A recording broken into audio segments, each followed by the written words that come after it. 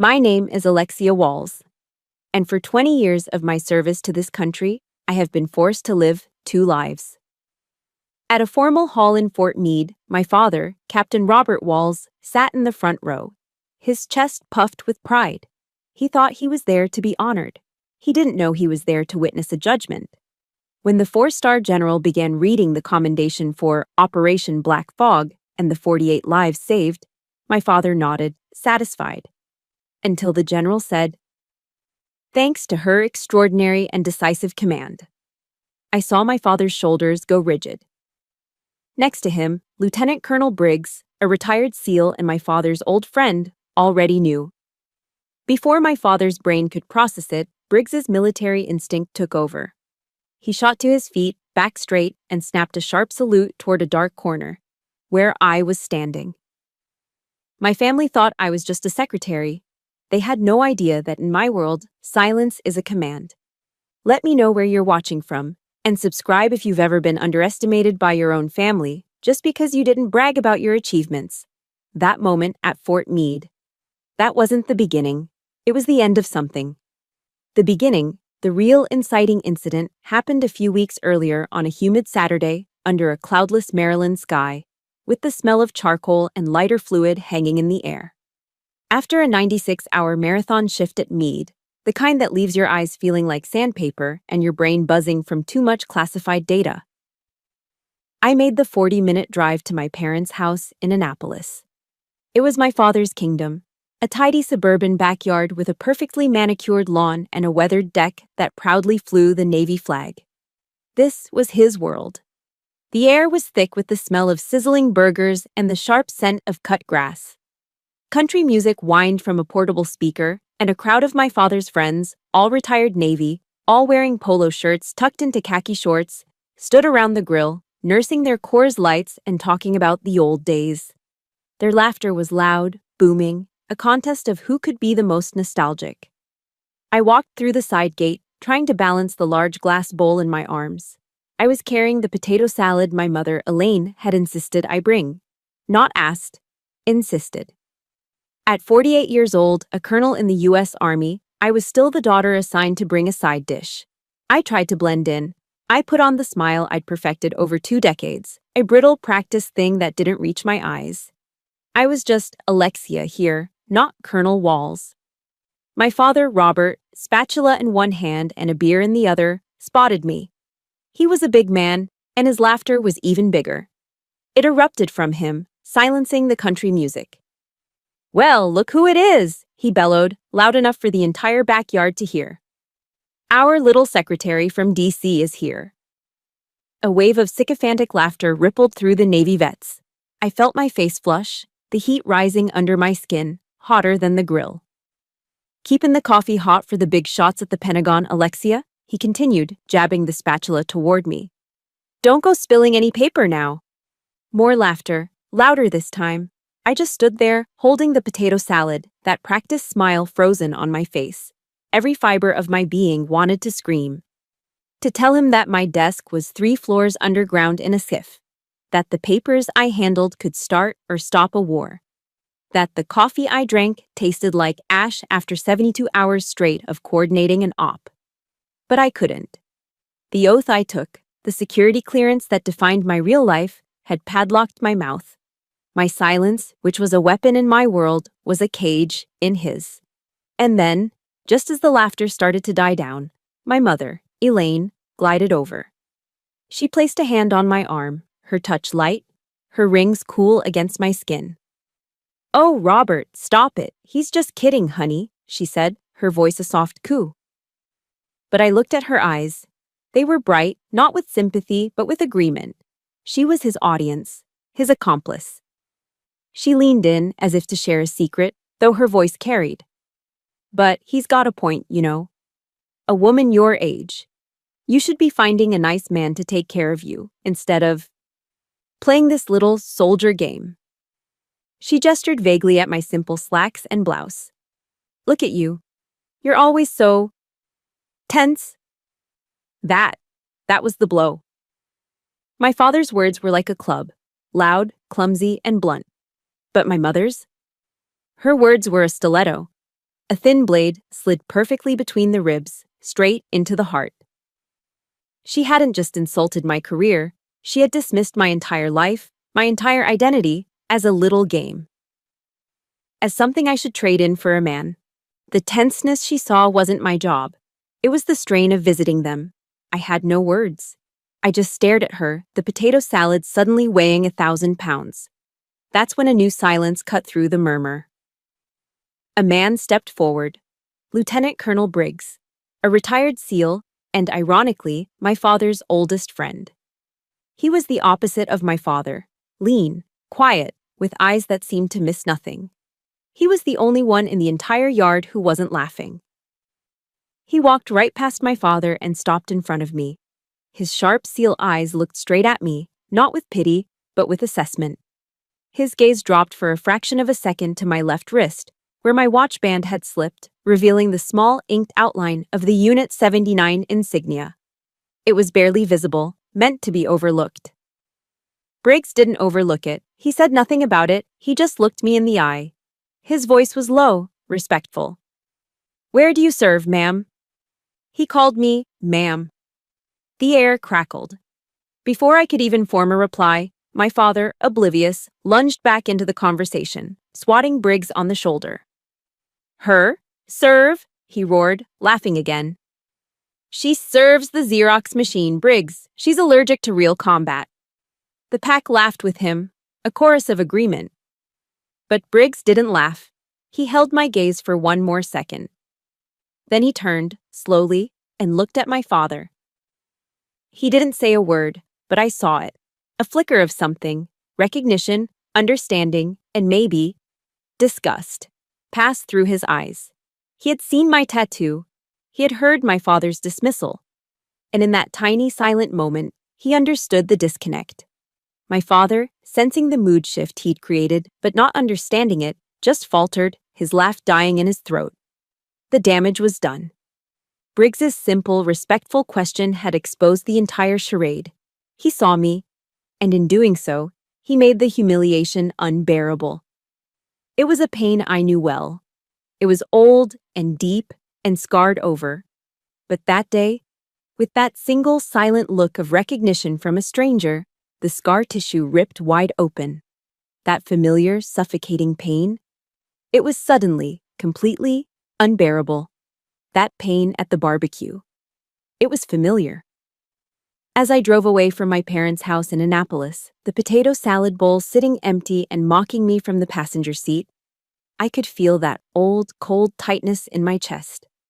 This wasn't a new wound. It was a scar, one that had been ripped open so many times it would never fully heal. That pain has a history. It's a map drawn across my entire life, with every major milestone marked not with a pin of celebration, but with a blot of quiet disappointment. If I trace it back, the first major landmark on that map was the day I graduated from West Point. You have to understand, for a military family, a West Point graduation is a legacy event. I was 22 years old. I had survived 4 years of one of the most grueling academic and physical institutions on Earth. I was standing on the parade ground at The Plain, a sea of 900 cadets in our dress gray uniforms about to become second lieutenants in the U.S. Army.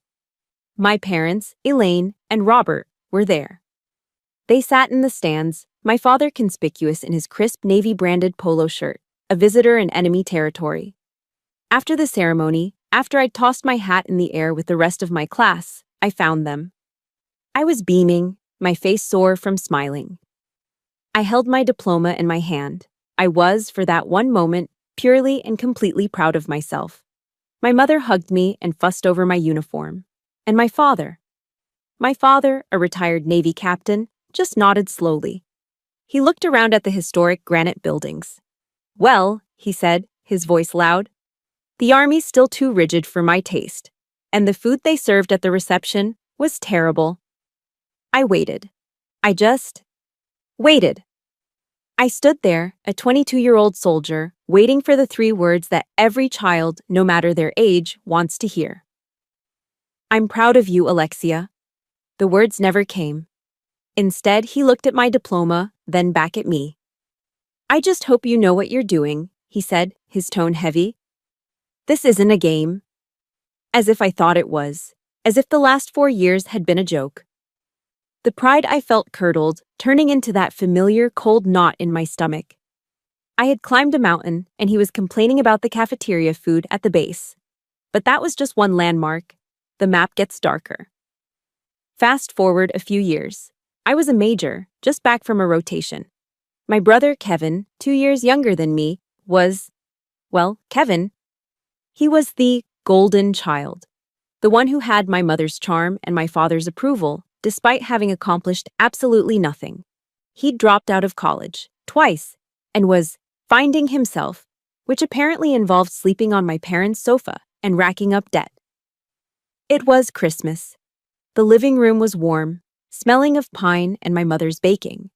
We were all there, opening presents. I opened mine from my parents. It was a gift certificate for a spa. To help you de-stress, honey, my mother said, smiling brightly. Your desk job at the Pentagon must be so tiring. My desk job. I was a major in Army intelligence. I was coordinating signals intelligence in active theaters. But in their eyes, I was a paper pusher who just needed a good massage. I smiled that practiced, brittle smile and said, "Thank you, it's lovely." Then came Kevin's gift. "There's one more for you, son," my dad said, a rare twinkle in his eye. "It's in the driveway." Kevin, confused, walked to the front door and we all followed. And there, in the driveway, with a giant red bow on the hood, was a brand new, cherry red Ford F-150 pickup truck. Kevin, the 30-year-old college dropout, was getting a $40,000 truck. I, the 32-year-old Army major, got a $100 spa voucher. "A man needs a fresh start," my father boomed, slapping Kevin on the back. "This'll help you get on your feet." The air in the house, which had been warm and festive, suddenly felt thick. I couldn't breathe. It wasn't about the money. It was about the value. It was the crushing, suffocating proof of what they truly thought of us. He was an investment. I was an afterthought. But the final, deepest cut on that map happened at Thanksgiving. My father had invited a younger colleague from his old Navy circles. This man spent the entire dinner bragging about his own son, a junior analyst at some DC think tank. "He just wrote a brilliant paper," the man boasted, "a full analysis on cybersecurity threats from Eastern Europe." My father was instantly electrified. He leaned forward, his eyes bright. He slapped the man on the back. "That's a soldier's mind right there," he roared approvingly. "Sharp, strategic. That's the kind of thinking that wins wars." I just sat there, my fork frozen in my hand. I quietly pushed my mashed potatoes around my plate. Just 1 week earlier, my own analysis on that exact subject, not a think tank paper, but a classified strategic assessment, had been published in an internal, high-level military journal. It was a big deal in my world. I had been so proud. I'd actually broken my own rule and sent a declassified summary of it to my father's personal email. I'd spent an hour making sure it was perfect, hoping, just hoping, it would finally be the thing that made him see me. He never mentioned it, while he was busy praising a stranger's son for a paper he'd never read. My actual real-world analysis was sitting in his inbox. Later that night, I checked my sent folder, just to see. The email was still there, unopened. That was the night I finally understood. It was the night I stopped trying. My father didn't want to see me. My success, my intelligence, my achievements in his world, they didn't make him proud. They made him feel threatened. He was a retired captain, and his daughter was rapidly outpacing his own legacy. He needed me to be small so he could feel big. And my mother, in her desire for a peaceful, traditional life, was his loyal audience, reinforcing his narrative. I was the tense, stressed-out secretary who just needed a spa day and a good husband. So I let them have it. I built the Alexia walls they wanted to see. I stopped sharing. I stopped talking about my work. I let them believe I pushed papers. My job's high-level security, the oaths I'd sworn, became the perfect camouflage. My necessary silence at work became my self-defensive silence at home. If you've ever had to make yourself smaller or hide your light just to keep the peace in your own family, please support this story with a like. And just comment with a simple, I see you, if you know exactly what that kind of invisibility feels like. That secretary shell. It became my armor. It kept me safe. But it also left me with a cold, terrifying question that echoed in the silence of my apartment night after night. If the people who were supposed to love me, the people who made me, refused to see the real me, then who was I? That question? Who was I? It used to echo in my head during the long, quiet drives home. But the echo always stopped at the gates of Fort Meade. The moment my car passed the final checkpoint, the question wasn't a question at all. It was an answer. My family saw Alexia, the tense, quiet daughter, the secretary. But Alexia didn't have clearance. Alexia was a role I played at barbecues. The woman who walked through the 5 layers of security at the National Security Agency headquarters was Colonel Walls. My world was a place my family couldn't even imagine. It began with the first heavy steel door, where I swiped my badge.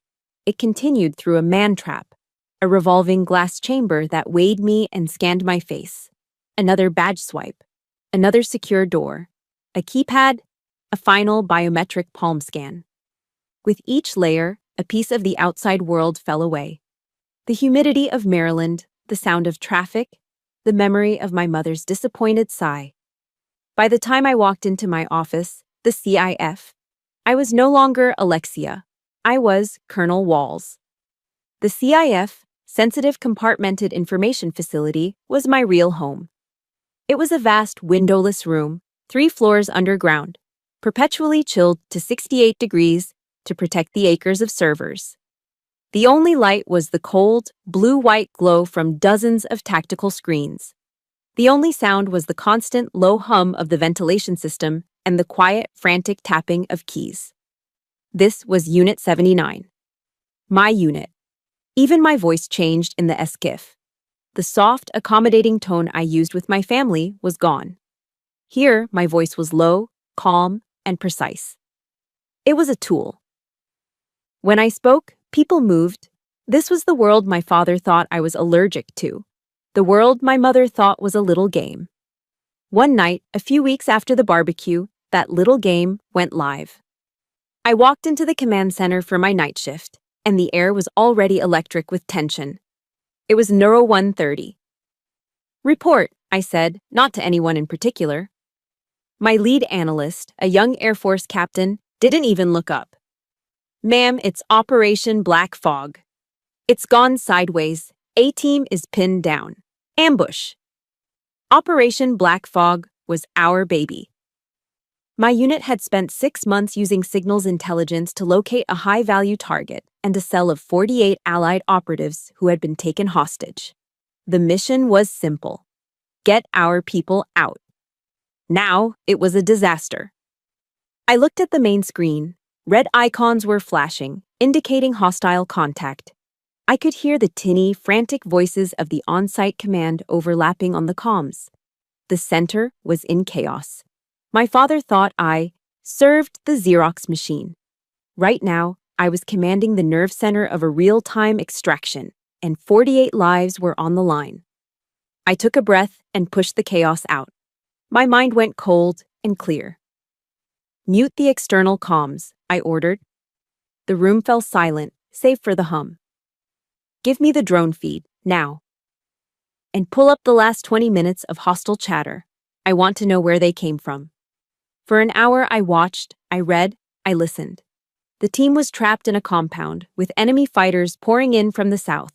The extraction window was closing. They're being herded, I said, pointing to the screen.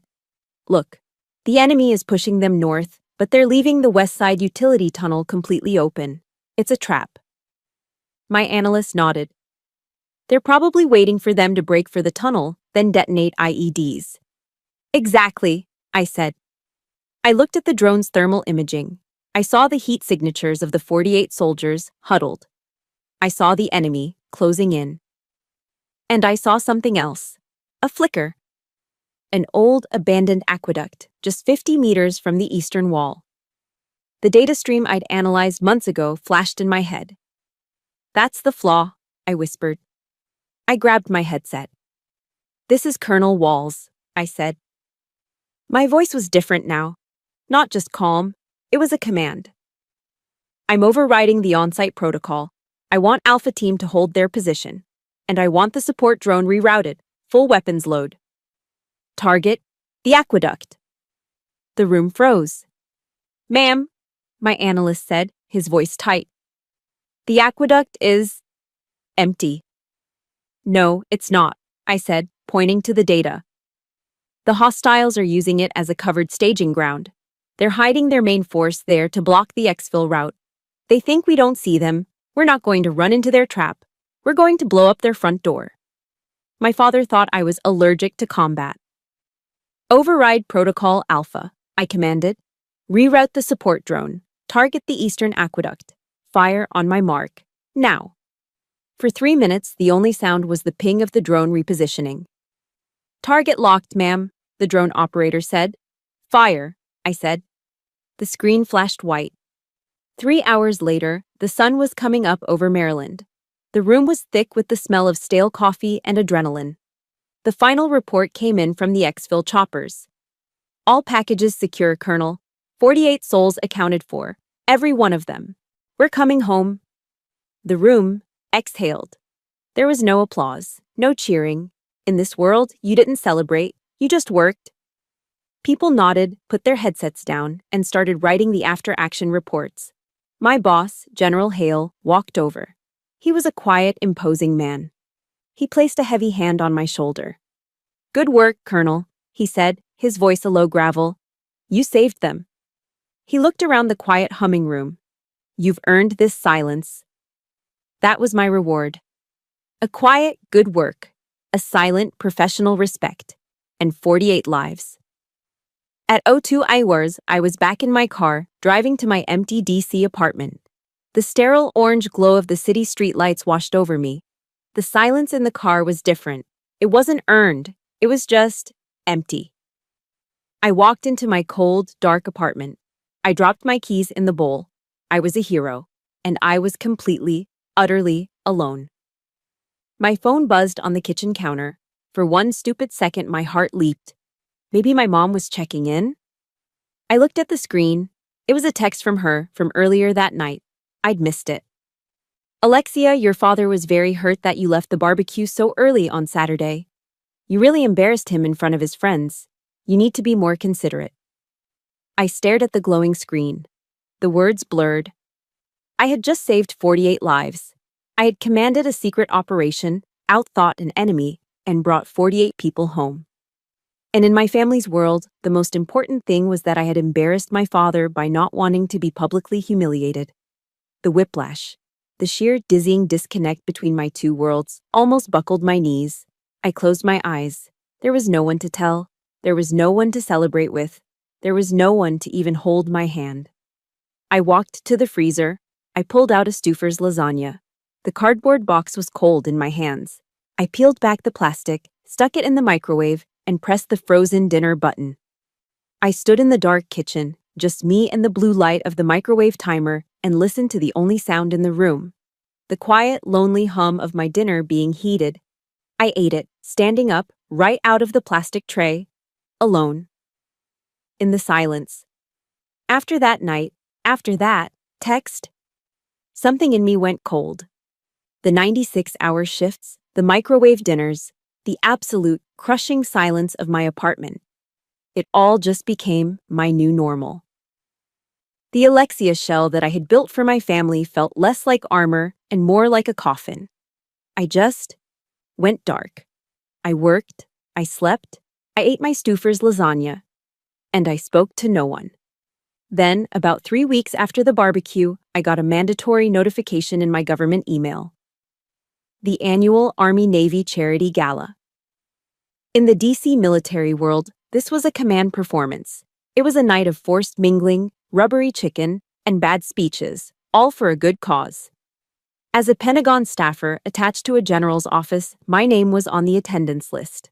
I couldn't get out of it. I hated these things. I hated the small talk. I hated the perfume. But most of all, I hated the wardrobe. My entire closet was divided into two sections: combat-ready tactical gear and the bland, forgettable pantsuits of my Alexia cover. For this, I had to wear a dress. I pulled out the one I always wore, a simple, floor-length black sheath. It was the color of invisibility. The gala was held in a massive, historic ballroom in D.C. The air was thick with expensive perfume and the sound of clinking glasses. It was a sea of shimmering evening gowns and immaculate, metal-adorned dress uniforms. Men and women I knew from briefings were there, transformed into glittering social versions of themselves. And I was just there, standing alone, near a towering floral arrangement, nursing a club soda with a lime. I felt like a ghost. I was completely, utterly alone in a room full of hundreds of people. I was just counting the seconds until I could appropriately slip out the side door, go home, and put my real uniform, sweatpants, and an old army t-shirt back on. "Good evening, Colonel." The voice was quiet, low, and directly beside me. It cut through the noise of the gala like a honed blade. I stiffened. I turned. It was Lieutenant Colonel Briggs. My heart didn't just jump, it slammed against my ribs. He wasn't in the relaxed khaki shorts and polo shirt from the barbecue. He was in his own dress uniform, the dark blue of the Navy, adorned with the ribbons of a long and storied career. He was a retired SEAL, a legend, and he was standing in front of me, holding 2 glasses of whiskey.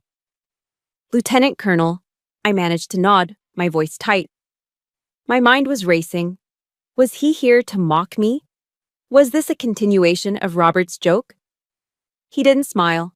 Those sharp, assessing SEAL eyes looked right at me, not at my dress, not at my face, but right into my eyes. I did a little research after that event. "At Roberts," he said, his voice just for me. I started looking up Unit 79. My blood went cold. I stopped breathing. He continued. Of course, I couldn't find a single mention of it, anywhere. He took a small sip of his whiskey. A small, dry chuckle, a sound more like a quiet cough, escaped him. And that's how I knew it was real. I just stared at him. He knew. He hadn't just seen the tattoo, he had understood it. He had used the exact same logic I would have used. In our world, the only things that are real are the things you can't find. "Robert's my oldest friend," he said, swirling the ice in his other glass. "He's a good man. But he's loud." He looked out at the crowd, as if searching for the right word. "He's always been loud. He doesn't understand the strength of silence. He thinks the man who shouts the loudest is the one in command." He turned his gaze back to me. It was intense. "He doesn't get it. The truly dangerous ones, the truly powerful ones, are the silent ones." He held out the second glass of whiskey to me. "I believe this is yours." I hadn't told him what I drank. I just took it. He raised his own glass, not in a toast to the room, but in a toast to me. "It is a genuine honor," he said, his voice dropping even lower, "to be on the same side of the line as you, ma'am." "Ma'am." The word hit me with the force of a physical blow. My father, a captain, called me a secretary. This man, a decorated SEAL, called me ma'am. I didn't know what to do. My eyes burned. I looked down at the glass in my hand, trying to get myself under control. He wasn't finished. "And for the record, Colonel," he said, his voice now cold, "what happened in that backyard, it wasn't right." That was it. That was the validation. It wasn't an apology. He wasn't apologizing for his friend. He was a soldier, stating a fact. A fact I had been waiting my entire life to hear someone, anyone, from my father's world say out loud. It wasn't right. He saw me. He didn't see Robert's daughter. He didn't see Alexia the staffer. He saw a fellow officer, a commander. He saw me. And in that moment, in that loud, glittering ballroom, I felt something in my chest that had been frozen for decades. Crack! I finally looked up from my glass and met his eyes. "Thank you, Lieutenant Colonel," I said. My voice was rough. A small nod of understanding passed between us. The transaction was complete. We stood there for another 10 minutes. We didn't talk about my family. We didn't talk about the barbecue. We talked about work. We talked about strategy, about the changing political tides, about the challenges of leadership, all in the theoretical, unclassified way you do at these events. But it wasn't small talk. It was a conversation, a real, grounded conversation between two professionals, two equals. It was, perhaps, the first real conversation I'd had all year. Finally, he glanced at his watch. Well, Colonel, I've taken up enough of your time. I have to go make nice with the brass. He finished his glass. It was good to see you, Briggs, I said, and I meant it. And you, ma'am? He gave me a sharp, respectful nod. If you ever need anything from our loud world, you call me. And just like that, he was gone. He melted back into the crowd of uniforms. I stood there, alone again. But it was a different kind of alone. The club soda I'd been holding was gone, replaced by a glass of fine single malt. The hollow, lonely feeling in my chest was gone, replaced by a small, warm coal of something. It wasn't happiness. It wasn't triumph. It was hope. That one quiet nod, that single, respectful ma'am from a man my father idolized. It was worth more than 1,000 "I'm proud of yous" that my father would never say. I finished my drink. I didn't feel like a ghost anymore. I felt like a soldier. I felt strong. That tiny warm seed of hope was all I needed. That meeting with Lieutenant Colonel Briggs, it had changed something. That small warm coal of hope he'd given me at the gala stayed with me. For the first time, I didn't feel like a ghost. I felt seen. I held my head higher at the Pentagon.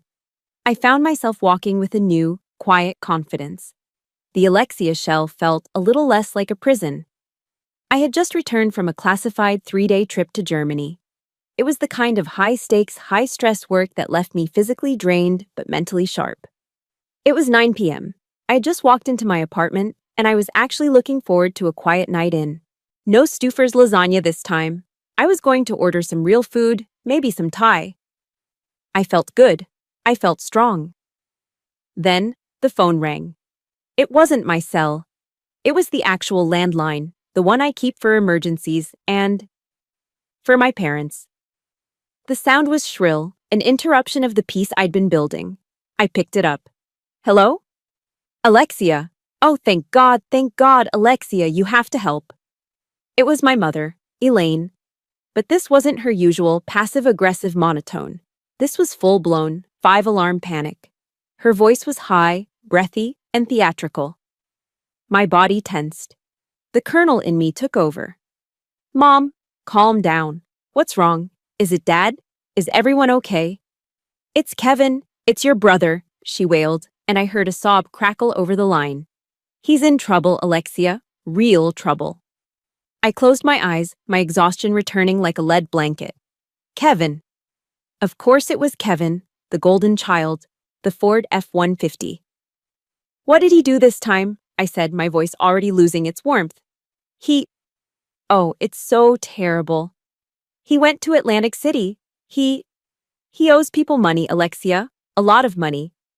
They said they're going to break his legs. I rubbed the bridge of my nose. Atlantic City. Gambling. Of course. How much, Mom? $30,000, she choked out, as if the number itself was a physical blow. I was silent. $30,000. Just gone. Pissed away on a blackjack table by a 46-year-old man who was still finding himself. Alexia, please, she begged. You're his sister. You have to help him. You're the only one who can. You have that good stable job in D.C. You have the money. We don't. Your father's on his Navy pension. We can't. You have to pay it, Alexia. You have to save your brother. There it was. The ask. The assumption. The expectation. The responsible paper-pushing daughter will clean up the mess. The old Alexia would have sighed, opened her checkbook, and felt sick about it. But the woman standing in this apartment had been validated by a seal. The woman standing in this apartment commanded Unit 79. No, I said. The line went silent. The fake sobbing stopped instantly. What? What did you say? My mother's voice was suddenly cold. The panic was gone, replaced by a sharp, venomous chill. I said no, Mom, I repeated, my own voice calm, professional, and tired. I'm not paying it. Kevin is a grown man. He made this choice. He needs to take responsibility for it. Responsibility? She hissed. The word was an insult. What do you know about responsibility, Alexia? Other than your little spreadsheets? Your father is so disappointed in you. We're talking about your brother's life. I'm not arguing about this, Mom. My answer is no. How can you be so selfish? She spat. How can you be so cold? With all that money you make, you're just going to hoard it and be this bitter, lonely woman. Is that it? Fine. But I want you to think about this. Do you want your brother to get hurt? Do you want his blood on your hands? The guilt trip. The final, desperate, nuclear option. I was about to hang up. I was about to say something I'd regret when I heard a muffled sound on the other end. Just give me the damn phone, Elaine. I heard the clatter of the receiver being snatched, and then my father's voice, not booming, but hissing into the phone, thick with rage and whiskey. Listen here, girl, he spat. Girl! Not Alexia. Not Colonel. Girl! I don't know what high and mighty act you think you're pulling, he continued, his voice rising. And I don't give a damn about your paper-pushing job down in D.C. You are a daughter of this family. You hear me? I sacrificed. I paid for that fancy West Point education. I put you on this path. You owe us. You owe your brother. I was silent. I was just frozen. The sheer naked toxicity of it and the unfairness. It was suffocating. I am not, he roared, going to let my son be crippled because my daughter is a selfish bitch. You will help your brother. You will wire that money. That is not a request. He paused, taking a ragged breath. And then he delivered the final, fatal blow. The one word he knew, in his military mind, was the ultimate, non-negotiable end of all discussion. That's an order! The word, order, just hung in the air. My entire world stopped. It didn't just slow down, it ceased to exist. All I could hear was that one single word echoing. Order. A retired Navy captain, a man who maxed out at 03, was giving an order to an active duty Army colonel, to an 06, to his daughter.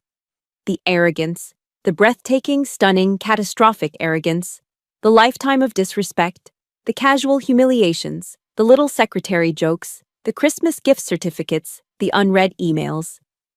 It all coalesced into this one, single, horrific word. He didn't see me. He never had. He wasn't talking to Colonel Walls. He was yelling at girl. All that hope from Briggs?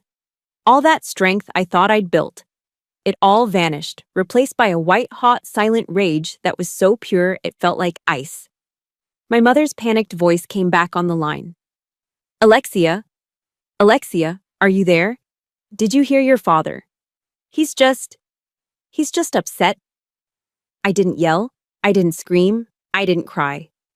My voice, when it finally came out, was a voice I'd never used with them before. It was the voice I used in the SIF. It was the voice I used to save 48 lives. It was cold. It was dead. It was absolute. You do not, I said, my words perfectly spaced, have that authority. What? My mother whispered. You will not ever call me about this again. And I hung up. I pressed the end button on the receiver. I stood there in the dark apartment. The silence. It wasn't the peaceful, earned silence of the SIF. It wasn't the lonely, empty silence of the microwave. It was a new kind of silence. It was the silence of a bomb that had just been armed. It was the silence of a retaining wall right before the floodwaters break it apart. It was full, and it was brimming with a cold, righteous fury. After I hung up on my mother, the silence in my apartment was different. That cold, righteous fury I felt. It didn't fade. It didn't explode. It settled. It settled deep into my bones like a block of ice. For the next 2 weeks, I lived with that block of ice inside me. I went to the SCIF. I commanded my unit. I saved lives. I came home. And I listened to the silence. My parents, of course, were furious. My mother left a series of hysterical, weeping voicemails that turned into angry, accusatory voicemails. How dare you hang up on me? Your father is... I've never seen him so. You've broken his heart, Alexia.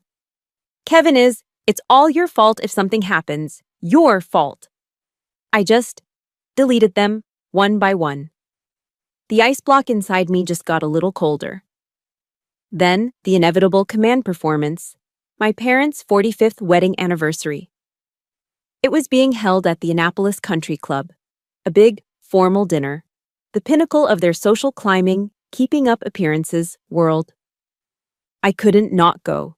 Not going would be a public declaration of war, and I wasn't ready for that. My anger was cold, but it didn't have a strategy yet. So, I put on the Alexia costume again. The same invisible black dress from the gala. I drove to Annapolis. I walked into the ballroom, which was dripping with crystal and smelling of expensive perfume and old money. My father, Robert Walls, was in his element. He was at the center of the room, in his best suit, a glass of bourbon in his hand, his voice booming, retelling old Navy stories to a captive audience. My mother, Elaine, was floating around him, her face tight with a practiced socialite smile. And then I saw him, sitting at the head table next to my father. Lieutenant Colonel Briggs. Our eyes met for a fraction of a second. He gave me a slow, respectful nod. I nodded back. My father, busy telling a story, saw none of it. I just wanted this night to be over. I found my seat, ate my dry chicken, and mentally prepared my escape route. Then, I heard the tink, tink, tink of a spoon against a crystal glass. Oh, God! The toasts. My father, his face flushed with alcohol and self-importance, stood up. He held his glass high. Elaine, he boomed, my beautiful wife, 45 years of putting up with me. You deserve a medal. He laughed. The room laughed. He then raised his glass a little higher. And I want to make a special toast to my son. To Kevin. I felt the ice inside me crackle. He's had a tough road, my father said, his voice thick with false emotion. But he's a fighter. He's got guts. And I am so damn proud to announce he's starting his own brave new business venture. To Kevin. To Kevin, the room echoed. Brave new business venture. The $30,000 gambling debt. The order he'd given me over the phone. I just stared at my plate. I could feel Briggs's eyes on the side of my face, but I didn't look.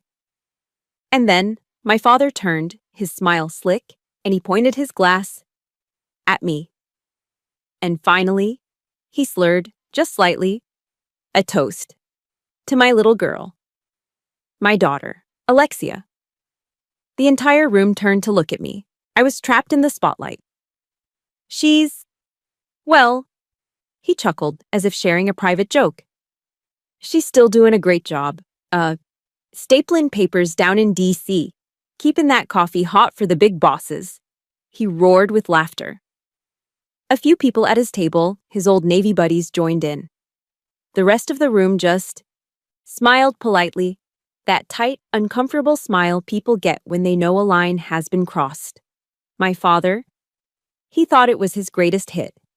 He was still laughing. My face was a perfect, blank mask. I didn't look at my father. I didn't look at my mother, who was smiling her brittle, isn't he a character smile. I did the only thing that mattered. Slowly, I lifted my head, and I looked directly across the room at Lieutenant Colonel Briggs. Our eyes locked, and the ice inside me. It didn't just crack. It shattered. Briggs was not laughing. He wasn't smiling. He wasn't even looking at me. He was looking at my father, and his face, it held no anger, no humor. It was just a mask of clear, profound, and utter disappointment. My father, in his drunken, arrogant glory, was so busy trying to get a laugh at my expense that he had no idea. He had no idea that the one man in that room he truly respected, the legendary SEAL, his old friend, was looking at him like he was a pathetic, ignorant fool. He had no idea that Briggs knew. And in that instant, everything changed.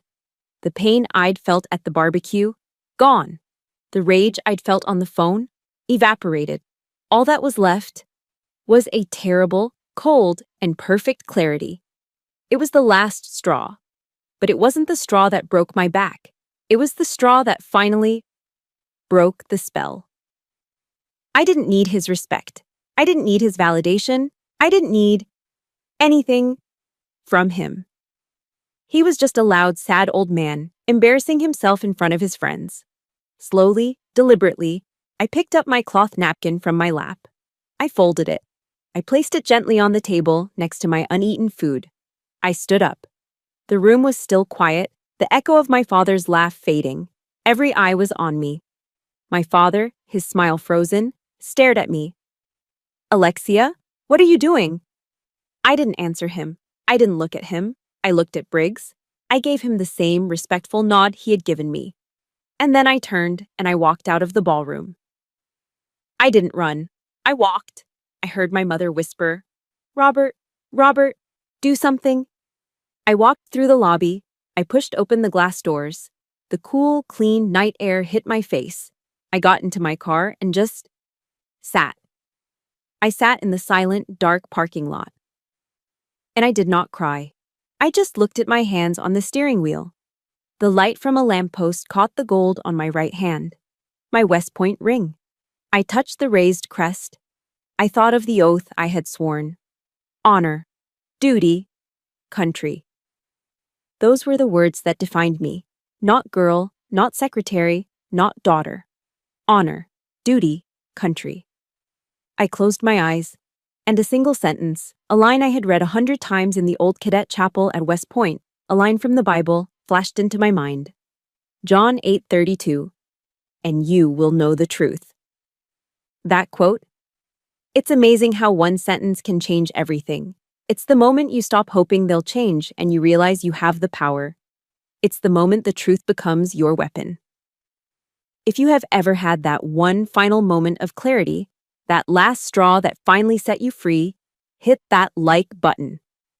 And I want you to comment just one word for me, a word I was feeling right then. Truth. I sat up straighter in the car. And the truth will set you free.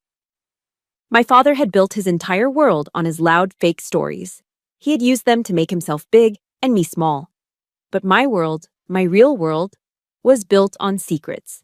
It was built on silence. And it was built on a truth he couldn't even comprehend. I realized I didn't have to yell. I didn't have to fight. I didn't have to use an order he didn't respect. All I had to do was let the truth speak for itself. I started the car. The cold block of ice inside me was gone. In its place was a plan. That night, I didn't drive home to D.C.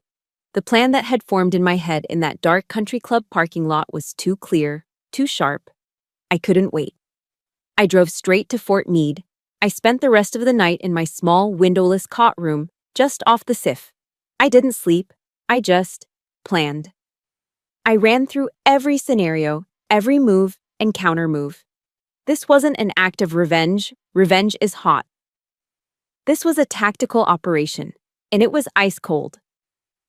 At 0700, showered and in my full Class A uniform, I was standing in front of General Hale's desk.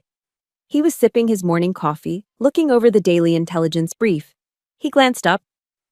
"Colonel Walls, you're in early. Or late, I suppose." "General," I said, my voice perfectly level.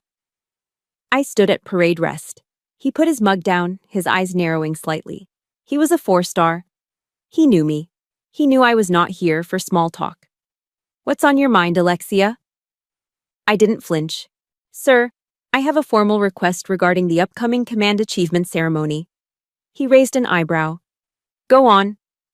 I laid out the plan. I did not include a single word of personal history. I did not kvetch. I did not complain about my family. I presented it as a strategic, high-value morale operation. "General, I am requesting a partial declassification of the Operation Black Fog file," I began. "Specifically, the unclassified citation summary and the after-action report on the 48 lives saved. I believe it would be a significant morale boost for the signals intelligence community to see their work publicly, if partially, acknowledged. He steepled his fingers, listening. That's a heavy lift, Colonel. The declassification process. I've already highlighted the specific, non-critical sections, sir. No methods, no sources. Just the problem, my decision, and the result. He nodded slowly. And he knew there was more. And, I continued, I would like to extend a formal invitation to a small group of honored veterans to attend the ceremony. They are of the old guard. The boots on the ground generation. I believe it would be a valuable cross-generational opportunity to show them how modern warfare and intelligence saves the boots on the ground they care so much about. General Hale leaned back in his chair. He could read me like a briefing book. He was looking for the why. He was looking for vendetta, for emotion. I showed him nothing but pure, cold resolve. And who, he finally asked, did you have in mind for this cross-generational opportunity? My father's old unit, sir, I said without blinking. Captain Robert Walls, retired Navy, and his surviving command team, including Lieutenant Colonel Briggs. The general held my gaze for a solid 10 seconds. I saw a flicker of understanding, maybe even a tiny, almost imperceptible smile. He knew the stories about paper pusher Walls. Everyone did. You are sure about this, Colonel? He asked, his voice low. I am sure, General, I replied. The truth needs to be known. I had used the magic words, truth, honor, duty. He was a man of the old school, just like my father. But unlike my father, he was smart. He nodded once. Very well, Colonel. The truth it is. Put the request on my desk. I'll sign off on it. He picked up his coffee mug. Just try not to burn the whole place down. Sir, I said. I saluted, spun on my heel, and walked out. I didn't go back to my cot. I went back to my kingdom. I walked through the 5 layers of security, the hiss of the vault doors sealing behind me, and sat down at my terminal in the cool blue light of the SCIF. This wasn't a grieving daughter. This wasn't a victim. This was a commander. And this was a battlefield she understood. My fingers flew across the keyboard. This wasn't a request. It was an operation. First, the declassification request. I routed it through the proper channels, attaching the general's pre-approved authorization code. It was flagged, processed, and approved in under an hour. The file for Operation Black Fog was now cleared for a public citation reading. Check. Next, the guest list. I opened the event protocol. I began typing. I created a new entry. Honored Veterans Delegation, U.S. Navy, RET. I typed the names, Captain, RET, Robert Walls, Lieutenant Colonel, RET, Briggs, and 10 other names from my father's old command. I clicked the drop-down menu for seating assignments. I moved them from General Admission to VIP. I moved them again. Assigned seating, front row, center. I checked the box. Special acknowledgement, check. The invitations, sealed with the official Department of Defense crest, would be sent by formal mail. But I needed to make sure the bait was taken. I needed to control the narrative. I stepped out of the SCF and into a public area, and I made a phone call. She picked up on the first ring. What? Her voice was cold, still angry from 2 weeks ago. Mom, it's Alexia. I know who it is, she snapped. Your father is still... Mom, I interrupted, my voice perfectly neutral, almost pleasant. I have some good news. A cold, suspicious silence. What? I've been working on something at the office, I said, choosing my words carefully. And I was able to pull some strings. It seems there's going to be a recognition at an upcoming formal ceremony at Fort Meade. For your generation of veterans, for Dad and his friends. The silence stretched. I could hear her processing it. What? What kind of recognition? She asked. A very significant one, I said. They're being invited as the primary guests of honor. They're being seated in the front row. I heard a sharp intake of breath. The ice melted instantly, replaced by a gushing theatrical excitement. "Oh my God!" she shrieked. "Oh, Robert, Robert, get in here. Alexia got them too." "Oh, Alexia, that's wonderful. After all these years, after everything he's done, they're finally going to recognize your father's service." I just held the phone away from my ear, listening to her joy. "He's going to be so proud," she gushed. "I have to buy a new dress. Oh, this is the best news, Alexia. I knew you'd make it right." "The invitations are in the mail," I said, my voice flat. "It's a formal ceremony, Mom." Of course, of course. Oh, thank you, sweetie." "Yes, Mom," I said, looking out at the sterile hallway. "It's going to be a very memorable day. Goodbye." I hung up. Phase 2 was complete. Now, I just had to wait for the final confirmation. It came 3 days later. I was at my terminal, running a diagnostic, when a new email popped up in my personal inbox. My personal inbox had been silent for months. The sender, Robert Walls. The subject, your invite. My hand hovered over the mouse. I clicked it. The email was short. It was arrogant. It was perfect. "Received the invitation. Good. About time that paper-pushing job of yours did something useful. Me and the boys will be there. We're looking forward to it. P.S. Make sure you wear something presentable. It's a formal event." I read it once, then I read it again. Presentable. Paper-pushing job. The old Alexia would have felt the sting. The old Alexia would have been hurt. The new Alexia just felt a cold, sharp sense of victory. I didn't get angry. I didn't reply. I just saved it. I flagged it. I moved the email into a new, secure folder on my personal drive. A folder I'd just created. A folder I'd titled Evidence. I closed the email. I looked at the blue glow of my screens, the map of the world, the silent flow of data. Bait taken, I thought. The operation is a go. The day of the command achievement ceremony was bright, cold, and clear. I didn't see my family when they arrived. I was already in position, standing in the shadows of the wings, stage left, in my full army dress uniform, the blues. My ribbons were perfectly aligned. My boots were shined to a mirror finish. I was calm. I was a commander, and this was just another operation. From my vantage point, I could see the entire auditorium at Fort Meade. It was packed. The Army band was playing a low, formal march. The stage was flanked by the American flag and the Army flag, and in the center, hanging from the rafters, was a massive new banner. It just said, Unit 79. My eyes scanned the front row, and there they were, the honored veterans delegation. My mother, Elaine, was in her element. She was in a new, bright blue dress, exactly what she'd wear to a country club. She was practically vibrating with excitement, her phone already out, busily taking pictures of the stage, the crowd, and, of course, her hero husband. And next to her, my father. Captain, Ret, Robert Walls. He was in his old, tight-fitting navy dress uniform, his chest puffed out so far I was surprised the buttons weren't popping. He was the picture of arrogance. He looked at the Unit 79 banner above his head with a look of complete, dismissive confusion. He leaned over to the man sitting next to him, Lieutenant Colonel Briggs. Briggs was not in uniform. He was in a simple, dark suit.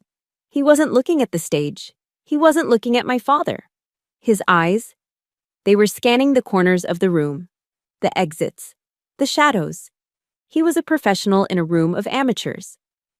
I watched my father lean in, his voice a loud whisper I could practically read from across the room. He gestured at the banner. Unit 79, my father scoffed. Must be some kind of new computer support unit. IT guys. Briggs just sat there. His face was granite. He didn't nod. He didn't reply. He just stared straight ahead, his eyes fixed on the shadows in the corner, my corner. The music swelled, then stopped. A voice came over the loudspeaker. All rise. We stood. The national anthem played. Then, please be seated. General Hale, my 4-star commander, walked to the podium. He was a tall, imposing man, and his voice filled the room without effort. Thank you all for being here, he began, his voice rumbling. We are here today to recognize the kind of work that is, by its very nature, never recognized. We honor the visible, the boots on the ground. But today, we honor the silent, the unseen, the strategists, the protectors. My father in the front row nodded along, his face a mask of smug agreement. Yes, yes, get on with it, honor me. General Hale continued. We are here to present the Joint Meritorious Unit Award. But before we do, I want to present a special individual commendation. This is for a commander who, in a moment of absolute crisis, saved 48 American lives during Operation Black Fog. I saw my father's back straighten even more. He nodded again. 48 lives. Yes, this is it. He was preening, ready to stand. This, General Hale's voice cut through the silence, was a commander who saw a fatal flaw in the enemy's defense. A commander who, when the mission went sideways and our men were trapped, ignored protocol and wrote a new playbook, all in under 5 minutes. A commander who made the decision that no one else dared to make. My father was practically vibrating, a huge proud smile on his face. He was ready. General Hale paused. He looked up, his eyes scanning the crowd, and he smiled. Please join me in honoring the commanding officer of Unit 79. My father's hand started to rise. He was literally about to push himself up out of his seat. Colonel Alexia Walls. It was in that 1 second that everything happened at once. It was a chain reaction. The first sound, a sharp clatter. My mother, Elaine, her face a mask of impossible, grotesque shock, had dropped her iPhone. It hit the polished floor. The first image, my father. He had frozen, mid-rise. His smile was still plastered on his face, but it was broken. It was a rictus of confusion. The first action. Before the name, Walls had even finished echoing. Before anyone, my father, my mother, the crowd. Before anyone could process the information. Lieutenant Colonel Briggs moved. It was not a choice. It was an instinct. He didn't just stand. He snapped to his feet. As if he were a spring that had been released, he was on his feet, his back rigid, his heels together. And in one clean, sharp motion, his right hand came up. And he saluted. He, a legendary SEAL, a man my father worshipped, turned away from my father, away from the stage. And he saluted the dark corner where I was standing. His salute was a command. It was the action that broke my father's paralysis. It was the action that finally broke my father. My name was called again. Colonel Alexia Walls, please come to the stage. I stepped out of the shadows. I was in my full army dress uniform. My chest was not empty. It was full of my life's work, the ribbons and medals I had earned in silence. I walked. I kept my eyes forward, but I could see him. I saw my father. His eyes met mine, and I watched his face crumble. It happened in 5 distinct phases. First, arrogance. That's my name. Wait, what? Second, confusion. What is she doing? Why is she in that uniform? Third, shock. Briggs. Why is Briggs saluting her? Fourth, dawning, horrific, sickening realization. Operation Black Fog. Unit 79. Colonel. It's her. And fifth, just pure, unadulterated, bottomless shame. I walked onto the stage. I faced General Hale. I saluted him. He saluted me back. He took my hand and shook it, a firm, iron grip. And then he leaned into the microphone, still holding my hand, and he looked out at the front row, at my father, at Briggs. The Army, General Hale said, his voice booming with pride, is proud. The Navy should be proud. And then he delivered the final, brilliant, beautiful twist. He, an Army 4-star general, looked at me, an Army colonel, and with a room full of Navy veterans, he used the only title that mattered in that moment. Thank you, he said loud and clear, Madam Admiral. The entire auditorium, taking their cue from Briggs, exploded. They were on their feet. The applause was not just polite, it was thunder. It was a roar. And in that roar, I watched it happen. Robert Walls, my father, a man defined by 40 years of military protocol, a man who had screamed order at me over the phone. He was compelled by a force stronger than his own ego. He was compelled by the lifetime of rules he had hammered into me. Respect the rank, honor the uniform. I watched him, trembling, slowly, agonizingly, push himself to his feet. I watched him, his face ashen, his body shaking with a shame so profound I could feel it. I watched him raise his hand, and he saluted his daughter. His hand was shaking. My hand was steady. The applause was a physical thing, a wave of sound that hit me, washed over me, and then slowly receded. The band began to play again. People were standing, blinking, turning to their neighbors. General Hale squeezed my hand, then let it go. I was still on stage. My father was still frozen in that terrible, shaking salute. An aide, sensing the moment was over, gently touched his arm. "Sir?" It was like a string had been cut. My father's hand dropped. He collapsed back into his chair, his face a ghastly pale gray. He looked broken. He looked like a man who had just seen his own ghost. The formal part of the ceremony was over.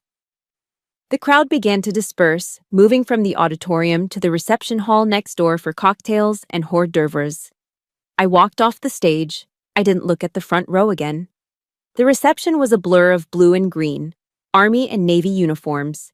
The moment I entered the room, I was no longer Alexia. I was the woman of the hour. I was immediately surrounded. "Colonel Walls, congratulations. A hell of a citation." "Ma'am, an honor to meet you." "Superb work, Colonel. Just superb."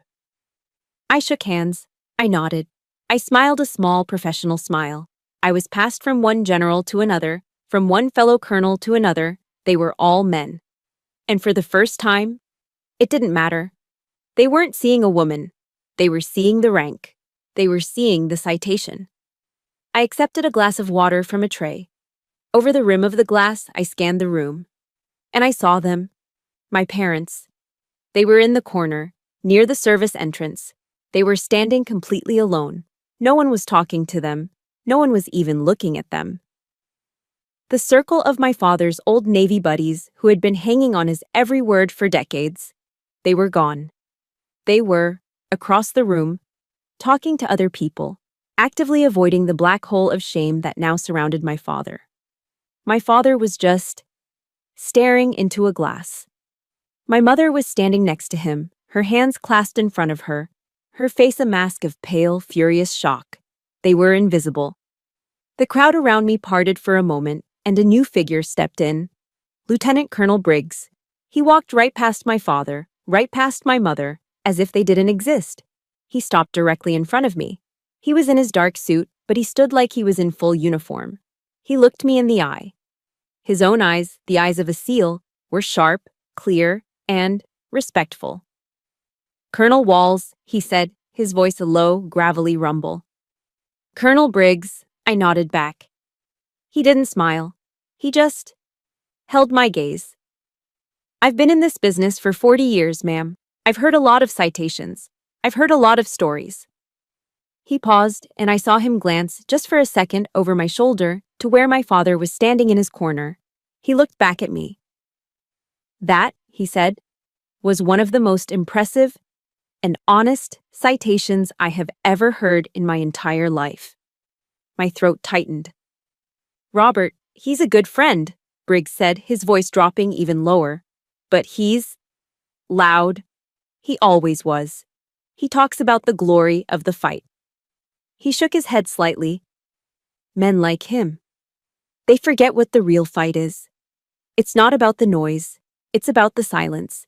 It's about the decisions you make in that silence." He raised his glass of water, an echo of his gesture at the gala.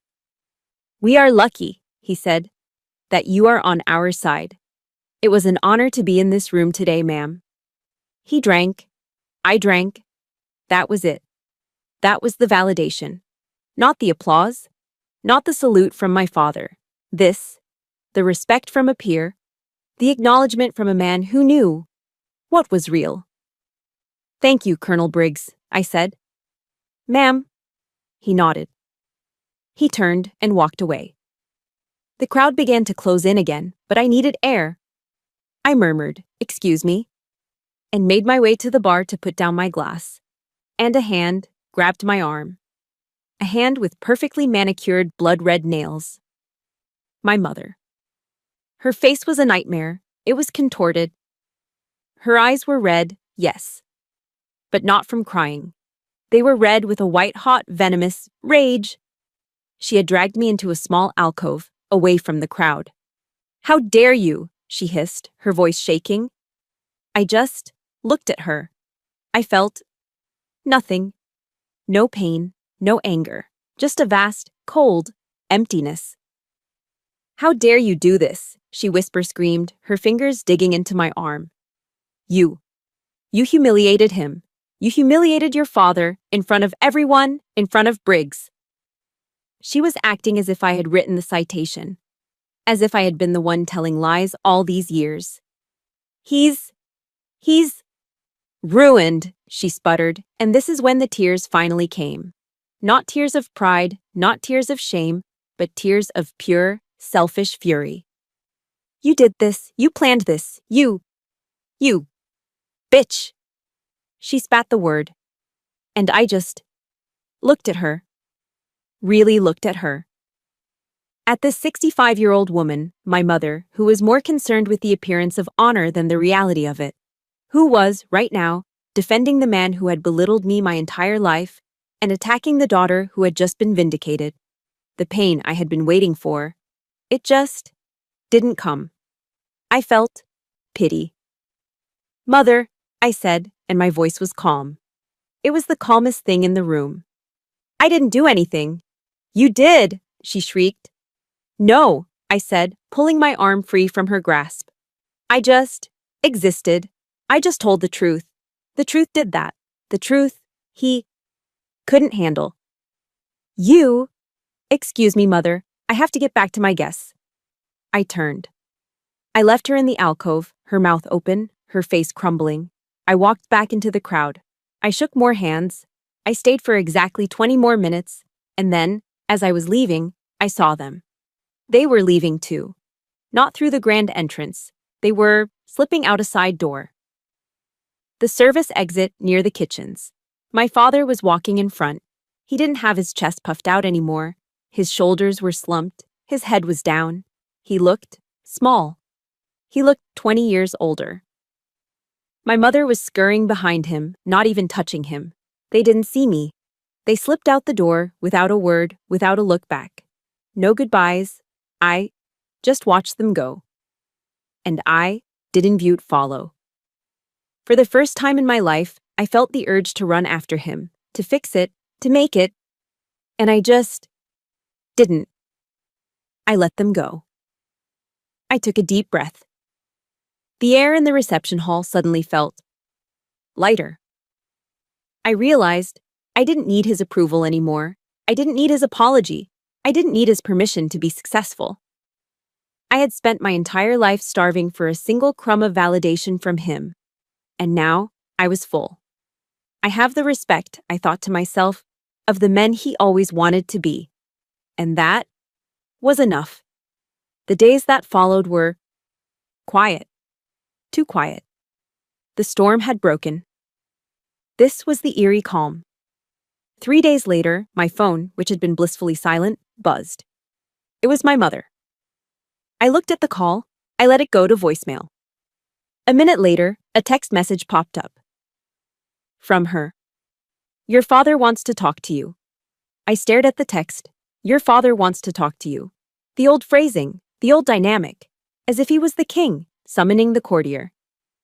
The old Alexia would have called back immediately, heart pounding, desperate. I just looked at it. I thought about what he really wanted. He didn't want to talk. He wanted to rage. He wanted to blame. He wanted to make this my fault. He wanted to talk to Alexia, his little girl. I typed a reply. My fingers were steady. I wrote one sentence. "When he is ready to speak with Colonel Walls, he knows where to find me." I hit send. And then, I did something I had never done before in my entire life. I went into my mother's contact. I blocked her number. I blocked my father's number. I turned off the notifications. I sat back, my phone dark on the table. The silence in my apartment was no longer the heavy, suffocating silence of rage. It was clean. It was open. It was the sound of freedom.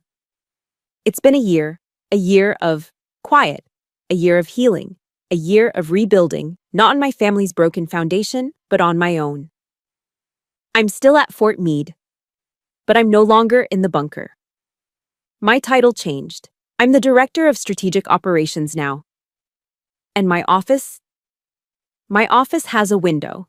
It's a small detail, a simple 4-foot by 4-foot square of glass. But it's everything. It overlooks a small green courtyard. I can feel the sun on my face. I can see the seasons change. After 20 years in the blue, artificial glow of a SIF, the sunlight is a revolution. The silence in this office is different, too. The silence in the SIF was about secrets. The silence here is about peace. I was sitting at my desk, the late afternoon sun warming my hands, finishing a report. There was a soft knock on my open door. A young woman was standing there. A brand new Army lieutenant, her uniform impossibly crisp, her face a mix of terror and determination. "Colonel Walls?" "Ma'am," she asked, her voice trembling slightly. "Lieutenant," I smiled, gesturing to the chair in front of my desk. "Come in, close the door." She did, sitting on the edge of the seat as if it were spring-loaded. "Ma'am, I don't know if I should be here. I'm struggling." "With what?" I asked, leaning forward, my voice soft. "With all of it," she said, frustration and exhaustion in her voice. "My command. They're fine. But the other officers in my unit, they don't listen. They talk over me in briefings. They treat me like I'm the coffee girl. I'm trying to balance being respectful with being heard. And it's not working. I don't know what to do." I just looked at her, and I saw myself 25 years ago, desperate for a mentor, desperate for someone to just see me. I took a breath, and I gave her the advice I never got. "Lieutenant," I said, "stop trying to balance." She looked confused. "Ma'am, stop trying to be nice. Stop trying to be liked. Stop trying to manage their egos. That's not your job. Your job is to be excellent." I leaned in. "They talk over you in a briefing. You let them. You stay quiet. And when they're done, you stand up, you walk to that whiteboard, and you deliver the 3 facts, the 3 data points they missed. That solve the problem. You don't do it with anger. You don't do it with emotion. You do it with cold, hard competence." I smiled a little. "There is nothing in this world," I said, my voice just above a whisper, "that terrifies an insecure man more than a competent woman. Don't ever," I said, "let anyone else define your value. Don't tell them you're good. Show them. Let your work be the only voice in the room. Let your work speak for itself." The lieutenant looked at me, her eyes wide. The terror was gone. It was replaced with clarity. "Let the work speak," she repeated, nodding. "Let the work speak," I confirmed. She stood up, her back straighter. "Thank you, ma'am. Thank you." "You're welcome, Lieutenant. Now get back to it." She smiled, a real, genuine smile, and she left. I watched her go, and I felt a warmth. I was passing it on. I was building my own legacy, a legacy of silence, yes, but also of capability. I turned back to my computer, ready to finish my report, and I saw an email. It was in my personal inbox, my inbox that I had kept clean. I hadn't heard from them in a year. The block was still in place, but this was from a new account. A generic, new Gmail account. The subject line was just 2 words. From Robert. My heart didn't pound. My hands didn't shake. I just looked at it. For a full minute. I wasn't afraid. I was curious. I clicked it. The email was clumsy, awkward. It was short. It read, Alexia, I saw the tape of the ceremony. They replayed it at the Vets Club last month. The part with your citation. Briggs was there. He told them it was the realest damn thing he'd ever seen. I'm proud of you, daughter. That was it. I sat there and I smiled. It wasn't a triumphant smile. It wasn't a smile of, ha, I won. It was a relieved smile, a soft, gentle, sad smile. I closed my eyes. The old Alexia. The Alexia from the barbecue. The Alexia from the SIF. She would have burst into tears. She would have grabbed the phone. She would have said, finally, you see me. She had lived, I had lived my entire 48-year-long life just to hear those 5 words. I'm proud of you, daughter. And I took a deep breath, and I let it out. And I opened my eyes. And I looked at the words on the screen. And I realized, with a profound and gentle and absolute certainty, I didn't need them anymore. The words, they were just words. They were a year too late. They had no weight. The hole inside me, the hole that had been carved out by his indifference, it was already filled. I had filled it myself. I had filled it with my work, with my honor, with the respect of men like Briggs, with the mentorship of women like that new lieutenant. The email was an echo from a ghost, a clumsy, late apology. And it was, okay. I didn't reply. I just moved my mouse. I right-clicked the email. I didn't delete it. I just saved it. I moved it to a folder I had created a year ago, a folder that I had simply named Past. I closed the folder. I shut down my computer. I stood up and I looked out my window. The sun was setting over the courtyard. It was beautiful. My father, he believed legacy was measured in medals, in loud stories, in the applause at a VFW hall or a country club. He spent his whole life telling people he was a hero. I've learned that a true legacy is quiet. It's defined by the people who salute you, not because they have to, but because they choose to. My silence, it was never weakness. It was discipline. It was strength.